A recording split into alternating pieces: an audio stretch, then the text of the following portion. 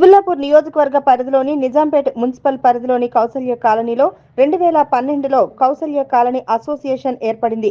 అప్పటి నుంచి కాలనీ వారు పోగు చేసుకున్న డబ్బులు 3 సంవత్సరాల క్రిందట ఎన్నికైనటువంటి colony president Sivaprasad colony association డబ్బులను తన పర్సనల్ అకౌంట్లోకి ట్రాన్స్ఫర్ చేసుకొని 16 లక్షల రూపాయలను దుర్వినియోగం చేశారని కాలనీవాసులు మండిపడుతున్నారు. ఇప్పటికైనా గవర్నమెంట్ అధికారులు నాయకులు పట్టించుకొని ఇలాంటి ప్రెసిడెంట్ను తీసివేసి వారి నుండి కాలనీని కాపాడాల్సిందిగా విజ్ఞప్తి చేస్తున్నామన్నారు. కాలనీలో ఇంటింటికి కొంత డబ్బు వేసుకొని మేము కాలనీ అసోసియేషన్ కు అకౌంట్లో జమ చేస్తే ఇప్పుడు వచ్చినటువంటి ప్రెసిడెంట్ తన సొంత అకౌంట్లోకి డబ్బులు మళ్లించి దేనికి ప్రూఫ్ లేకుండా ఇష్టానుసారంగా ఖర్చు చేసి డబ్బులు లేవని చెప్పడం చాలా బాధాకరంగా ఉందని ఆవేదన వ్యక్తం చేస్తున్నారు. ఇది 8,44,000 ఈ రోజు బయటపడిన విషయం.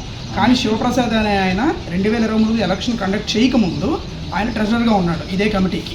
అప్పట్లో సెలెక్టెడ్ కమిటీ ఉండేది, వేరే విధంగా ఎలక్షన్ కండక్ట్ చేసేవాళ్ళు, ఇలా కాదు.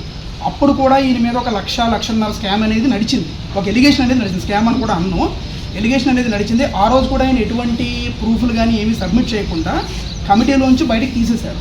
తీసేసినాక ఈ రాజకీయం అంతా చేశాడు కాలనీలో. ఎప్పుడైతే ఈయన రాజకీయం మొదలుపెట్టాడో కాలనీ అనేది సర్వనాశనం అయిపోయింది. నా ఉద్దేశం ప్రకారం 2022 నుంచి ఇది 2024, 2 ఏళ్ళు ముందు టర్మ్లో ఉన్నాడు, మళ్ళీ గెలిచాడు. ఎలా గెలిచాడు అనేది, ఎలా వెళ్ళి జనాలతో చేశాడంటే వర్ణాతీతం, అది పక్కన పెడతాం. కానీ ఈ ఎలిగేషన్ అనేది ఈరోజు కొత్త కాదు. ఈరోజు 8,44,000 31వ తారీఖు పొద్దున్న మీరు నామినేషన్ వేసినాక 31 సాయంత్రం ఏ విధంగా 8,44,000 రూపాయలు మీరు ట్రాన్స్ఫర్ చేసుకుంటారు.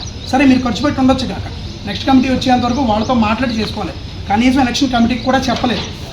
ఇప్పుడు ఏమంటారు, మేము డబ్బులు ఖర్చు పెట్టాం, మేము తీసుకున్నాం, దానికి ఎవరో తప్పు పట్టట్లా. కానీ మీరు ఎలక్షన్ కోడ్ ఉన్నప్పుడు ఏ విధంగా మీరు డబ్బులు ట్రాన్స్ఫర్ చేసుకుంటారు? మీకు ఆ హక్కు ఎవరు ఇచ్చారు? అసలు మొత్తం కమిటీని డిజాల్వ్ చేయాలి. ఈరోజు కంప్లీట్గా కమిటీని డిజాల్వ్ చేసి మళ్ళీ రీఎలక్షన్కి వెళ్ళాలని కోరుకుంటున్నాం. ఇప్పుడు అతని అసోసియేషన్ అధ్యక్షుడై ఉండి ఒక కమిటీ అకౌంట్ ఉండి ఆయన పర్సనల్ అకౌంట్లోకి ఏ విధంగా ట్రాన్స్ఫర్ చేసుకుంటాడు? అది బైలాస్లో ఉంది. కాబట్టి ఇతన్ని అవినీతి అక్రమాలు చేసినాడు. ఈయనని తక్షణమే రాజీనామా చేసి లేదంటే బాడీని డిజాల్వ్ చేయాల్సిందిగా కోరుతున్నాం. యాక్చువల్గా మేము పొలిటికల్ పార్టీకి ఇండిపెండెంట్గా ఉండాలని ఎలక్షన్స్ కేసీడబ్ల్యూ అసోసియేషన్ ముందే తీర్మానించుకున్నాము.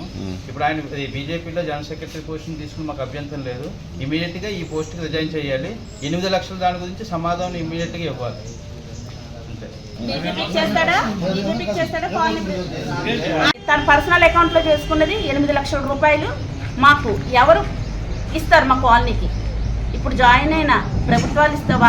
ఏదైతే ప్రతిపక్ష పార్టీలో జాయిన్ అయ్యారో వాళ్ళు ఇస్తారా? ఆయన పర్సనల్ అకౌంట్లో తెచ్చి కౌసల్య కాలనీ గ్రూప్కి ఇస్తాడా? ఎవరికి ఇస్తారు? ఎలా ఇస్తారు అన్నది మాత్రం చెప్పాల్సిన బాధ్యత వాళ్ళకే వదిలేస్తున్నాము. మేము ఈరోజు బాజ్పల్ పిఎస్లో కూడా కేసు బుక్ చేస్తున్నాము. ఇంచుమించు ఎవరైతే క్వశ్చన్ చేస్తున్నారో వాళ్ళందరినీ గ్రూప్లో తీసేయడం వల్ల మేము అందరం వెళ్ళి బాజ్పల్ పిఎస్లో కేసు బుక్ చేస్తున్నాము. ఏదైతే ఆర్టీఏ లెటర్ ప్రకారం ఇదిగో రిజిస్టర్ సొసైటీస్ వాళ్ళు ఇచ్చిన లెటర్స్ ఇవి. ఇప్పటికి వచ్చి తను ఒక్కటి కూడా సబ్మిట్ చేయలేదు. ఇదిగో ఇది రిజిస్టర్ ఇచ్చిన లెటర్స్. ఒక ఆడిట్ కానీ, ఒక జనరల్ బాడీ మీటింగ్ పెట్టింది కానీ, తను ప్రెసిడెంట్గా నిలిచినప్పుడు ఎలక్షన్ నోటీస్ కానీ ఏది కూడా ఇప్పటికి వచ్చి సబ్మిట్ చేయని నోటీస్ ఇది. రిజిస్టర్ వారు ఆర్టీఏ వాళ్ళు ఇచ్చిన గవర్నమెంట్ నుంచి వచ్చిన నోటీస్ను కూడా ధిక్కరించి ఆయన నేను చెప్పవలసిన అవసరం లేదు, నేను ఎవరికి చెప్పాల్సిన అవసరం లేదనే మొనోపాల్లో పోతుండు. నెక్స్ట్ అదే గవర్నమెంట్ వాళ్ళు మనకి ఆర్టీఏ వాళ్ళు అతను చేసింది తప్పు అని ఇదిగో లీగల్గా యాక్షన్ తీసుకోమని ఇచ్చిన నోటీస్ ఇది. ఇవన్నీ కూడా మీడియా వరకు సబ్మిట్ చేస్తాం మేము.